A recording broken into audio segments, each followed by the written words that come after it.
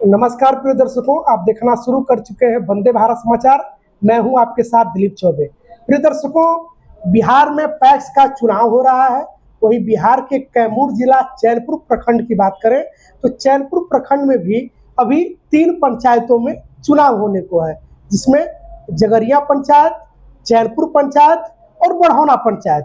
वैसे हमारी जो उपस्थिति हो चुकी है जगरिया पंचायत में, और हमारे साथ जो पैक्स अध्यक्ष के जो अभी नामांकन जो किए हैं संजय पांडे जी मेरे साथ हैं।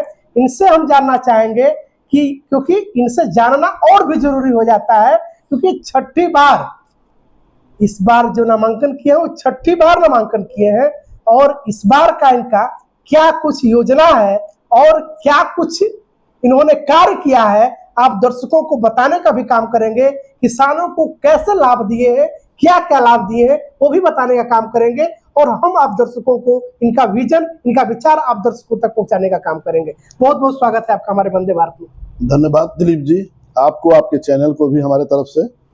जी बिल्कुल, आप छठी बार, क्योंकि एक बड़ा लंबा समय होता है, 3 बार तो पैक्स प्राधिकार जो अधिनियम है उसके तहत आप चुने गए, उसके बाद उससे पहले भी 2 बार आप चुन करके आए थे।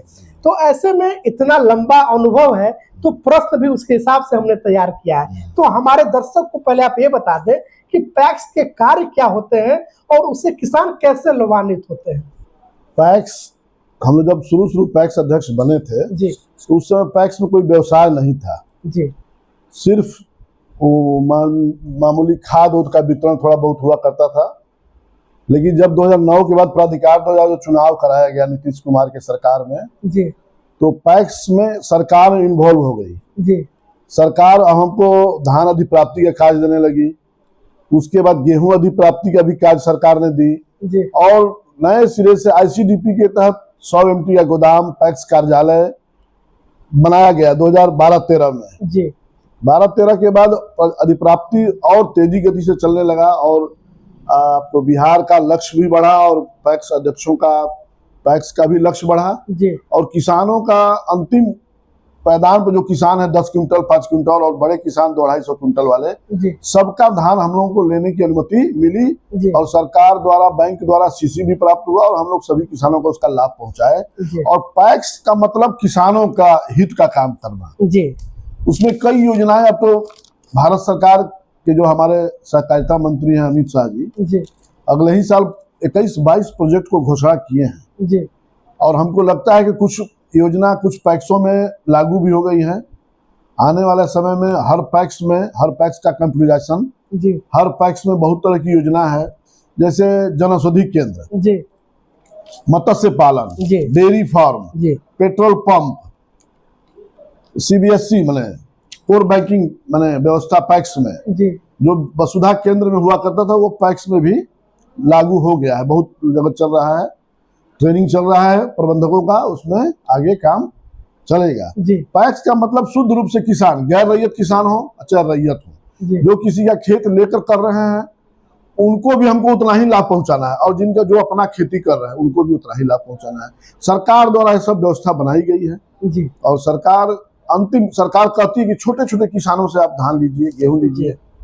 अच्छा, सब्जी का भी यहाँ कमेटी बन गई है, सब्जी प्रसंस्करण का भी सरकार 4 जिला का मिलाकर एक कमेटी बनाई है, और हर मंडल से, हर प्रखंड से जी, एक कमेटी सब्जी का बना है, जी, जो आने वाले समय में कोल्ड स्टोरेज बनेगा, और सब्जी का प्रसंस्करण होगा, सब्जी की खरीद बिक्री होगी, और सब्जी उगाने वाले किसानों को सब्जी का बीज दिया जाएगा, और खाद पानी जो भी हो उसको दिया जाएगा। जी, यही है पैक्स का। बिल्कुल दर्शकों, हमें लगता है कि इतनी बड़ी अच्छी जानकारी आप लोग के लिए काम आएगी, और ये जो जानकारी रही, इनका अनुभव और ये जो अध्ययन जो इन्होंने किया है उसको आपको शेयर किए।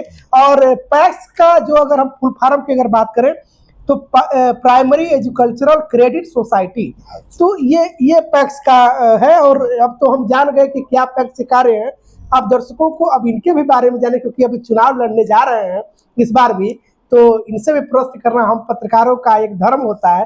तो आप पहले भी पैक्स अध्यक्ष रह चुके हैं, तो अपने पिछले कार्यकाल का अनुभव कैसा रहा, ये भी हमारे दर्शकों को बताएं।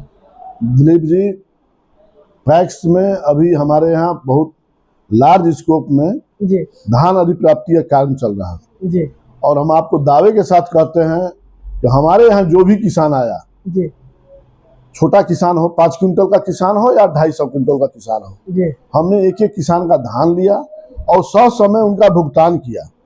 आपको बता दें कि इस साल हमारा चुनाव था, हम लोगों को सीसी लिमिट भी नहीं मिला था, जी। 1 लॉट का मिला था, फिर 5 लॉट का मिला, लेकिन अथक परिश्रम करके हमने चावल को रोटेट किया, जी बहुत समय से चावल गिरवाया। और हमारे सहकारिता विभाग के पदाधिकारी कुछ हम लोगों को जहाँ चुनाव था जी। वहाँ कॉपरेट किए और उसी पैसे को मैंने रोटेट किए हम लोग, और उससे सारे किसानों का हम अपने पंचायत का धान भी लिए। जी धान हमारे यहाँ वंचित कोई रहा नहीं, सबका हमने धान लिया, समय से पेमेंट भी हुआ।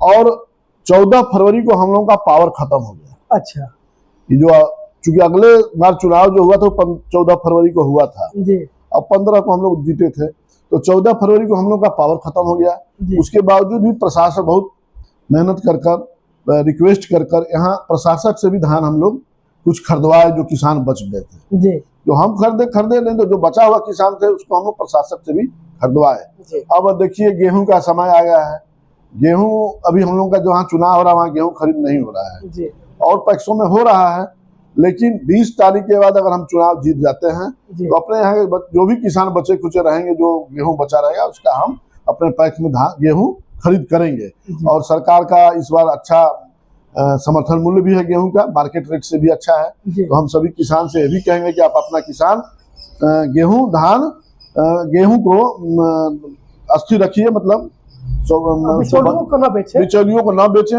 और पैक्स के माध्यम से, व्यापार मंडल के माध्यम से गेहूं पैक्स को दे, पैक्स अध्यक्ष को दे। जी बिल्कुल। वही अगर हम बात करें कि पिछले आपके कार्यकाल की, तो उसमें आपके द्वारा कौन कौन से ऐसे कार्य किए गए हैं जो प्रमुख कार्यों में से एक थे? पैक्स में देखिए प्रोक्योरमेंट ही मेन काम है, और सरकार द्वारा जो भी योजना आ रही है जी तो उसको धरातल पर हम लोग उतारेंगे। जैसे कंप्यूटराइजेशन है, अभी हमारे यहाँ हमारा चूंकि पैक्स पंचायत रोड पर का है, मुख्यालय पर है, जी तो हमारा ध्येय है कि पहले 2 काम, जन औषधि केंद्र तो हमारा बहुत जल्दी ही खुल जाएगा, जी उसके बाद यहाँ बीज प्रसंस्करण का हम मांग भी किए हैं। जी तो अपने बिहार प्रदेश में यहाँ हम लोगों को पैक्स में बीज प्रसंस्करण का काम दिलाया जाए, किया जाए, ताकि किसानों को उन्नत बीज मिले जी और उसका जो पैदा हो वो पैक्स के माध्यम से खरीद लिया जाए। जी। वही अगर बात करें, क्योंकि एक लंबा समय हो जाता है आपको कार्यकाल में रहे, तो आपके बहुत सारे कार्य ऐसे होंगे कि जो जनता के कहें तो किसानों के हित में होंगे, तो कुछ प्रमुख कार्य जो हैं वो हमारे दर्शकों को बताने का काम करें कि आपके इतने बड़े कार्यकाल में आपके द्वारा कौन कौन से ऐसे बड़े काम किए गए जो काफी वो एक स्वर्णिम अक्षरों में लिखा जा रहा हो। देखिए, अब पैक्स अध्यक्ष तो हम लोग हैं ही, आप जानते भी होंगे, हम लोग एक राजनीतिक दल से भी जुड़े हुए हैं जी और सामाजिक आदमी भी हैं। समाज के साथ हर तरह से हम लोग खड़ा रहते हैं। जी किसी तरह का कोई बात हो गया, कहीं कोई दुख के घड़ी में हो, तो वहां भी हम लोग पहुंचकर अपना उसको सहयोग प्रदान करते हैं। बिल्कुल। तो पैक्स में बहुत बड़ा कोई योजना नहीं है, गोदाम सुदाम पैक्स का ही निरंतर आते रहता है, हम लोग बनवा भी रहे हैं और आगे बनेगा भी। जी पैक्स का जो रूल है कि हर पैक्स में कम से कम 1800 MT का गोदाम बनेगा, जी तो हमारे यहाँ भी 800 MT का गोदाम बन गया है। 1000 MT का गोदाम अभी और बनना है। जी तो जब जब आएगा लाइन में आता है उसका सीरियल वाइज, इस पैक्स में इतना जो प्रोक्योरमेंट ज्यादा करेगा उसको ज्यादा गोदाम मिलेगा, क्षमता की गोदाम मिलेगी। तो हमको भविष्य में उम्मीद है कि 1000 MT का गोदाम हमको और मिलेगा। और जैसे हम अपने यहाँ बनवाए हैं, तो किसी जहाँ भी जगह मिलेगा सरकारी, वहाँ हम लोग 1000 MT का गोदाम बनवाएंगे। जी वही हमारा जानना था कि वैसे आपके कौन कौन से अभी अधूरे कार्य हैं जो भी रह गए हैं, इस बार अगर आपको किसान मौका देते हैं तो उस काम को आप पूरा कराने का काम करें। जी जी जी जी। तो और वो भी हम जानना चाहेंगे कि आखिर क्यों वो काम पूरा नहीं हुआ है, कारण क्या मानते हैं काम को पूरा नहीं होने के पीछे? काम पूरा इसलिए नहीं हुआ कि जैसे कि पहले 100 MT का गोदाम आया, फिर 200 MT का आया, फिर 500 MT का आया, तो निरंतर हम ही को सब गोदाम नहीं मिल जाएगा। तो यहाँ 151 पैक्स जिले में बारी बारी से सबको गोदाम मिल रहा है, और जैसे जैसे मिलते जा रहा है वैसे वैसे पैक्स में काम होते जा रहा है। जी जी जी। और पैक्स और गोदाम का काम तो इधर 10 सालों से शुरू हुआ है, तो सब हम ही को नहीं ना मिलेगा, और पैक्स अध्यक्ष है और पैक्स भी है, उनको भी गोदाम मिलेगा। बिल्कुल। तो हमारे यहाँ मिला है और मिलेगा हमको भविष्य में। जी। अच्छा, अगर जनता का कोई शिकायत रहता है तो आप उसको कैसे सुधारने का काम करते हैं? जनता का शिकायत देखिए, किस हम लोग पैक्स के साथ क्या उनका शिकायत है कि हमारा धान नहीं लिए, गेहूं नहीं लिए, यही ना है। जी तो हम आपको आश्वस्त करते हैं, कभी कभी डीएम साहब के मीटिंग में भी हम लोग बैठते हैं, जी तो हम डीएम साहब के हम एक आध बार डीएम साहब को कहे हैं जी कि सर हमारे यहाँ से कोई शिकायत नहीं आएगा, इसका हमारा चैलेंज, हम छोटे किसान से लेकर बड़े किसानों तक धान ले लेते हैं, तो हमारा शिकायत कहाँ से जाएगा। जी और रह गई बात कोई आ जाए, हम आपको आपके माध्यम से, आपके चैनल के माध्यम से कहना चाह रहे हैं कि अगर कोई किसान हमारे यहाँ आ जाए, जी खाली हाथ लौट कर नहीं गया है कि हम उसका धान नहीं लिए। बिल्कुल। खाद देखिए, खाद का जाइए, हमारे यहाँ खाद का लाइसेंस पहले था, अनुज्ञप्ति था, हम लोग खाद बांटते थे, हम लोग को 100-200 बुरा मिला करता था, जी हम बहुत परेशान थे। तो आपको बताते थे आपके चैनल के माध्यम से, हमारे नेता रमेश चंद्र चौबे जी, बिहार स्टेट कोऑपरेटिव बैंक के चेयरमैन के अथक प्रयास से आज से 10 साल पहले हम बिस्कोमान का क्रय केंद्र यहाँ खुलवाए अपने पैक्स गोदाम में, और उससे आज भी हम हमारे पंचायत के किसानों को तो लाभ मिलता ही मिलता है, पूरे प्रखंड के किसानों का लाभ मिलता है। ये आपको हम बता देते हैं एक नया चीज कि अपने यहाँ 10 साल पहले ही बिस्कोमान उर्वरक केंद्र सेंट्रल खुलवाया, जिसका आज लाभ हमारे पंचायत के किसानों को और पूरे प्रखंड के किसानों को मिल रहा है। वो हमारे नेता रमेश चंद्र चौबे जी के कृपा से, प्रयास से हुआ। तो किसानों को खाद और धान अधिप्राप्ति होगी। एक समस्या हमारी है बीज प्रसंस्करण की, तो हम वही मांग कर रहे हैं सरकार से कि हमारे यहाँ एक बीज प्रसंस्करण लग जाए, जो ताकि उन्नत बीज किसानों को हम दे सकें। जी बिल्कुल। अच्छा, इस बार का जो आपका विजन है तो पिछली बार से कैसे अलग है, क्या कुछ इस बार अलग करने वाले हैं? देखिए, हम आपके चैनल के माध्यम से आप सभी मतदाता मालिक किसान भाई से को कहना चाह रहे हैं कि अगर इस बार जीतते हैं तो जो हमारे अमित शाह भारत सरकार का जो 21-22 प्रोजेक्ट आया है, उसमें जो हमारे क्षेत्र को मिलेगा, जिसमें हम सक्षम हो जाएंगे। योजना तो 20-22 प्रकार की है, पेट्रोल पंप है, मत्स्य पालन है, डेयरी फार्म है, CBSE है, कंप्यूटराइजेशन है, उसमें जो हमारे लायक है, जैसे 3-4 चीज हमारे यहाँ करने लायक है। जन औषधि केंद्र, चूंकि प्राथमिक स्वास्थ्य केंद्र है यहाँ अपने ही पंचायत में, समझिए रेवेन्यू विलेज हमारा ही है, तो वहाँ एक जन औषधि केंद्र पैक्स के माध्यम से बहुत कम ही समय में खुलवा देंगे।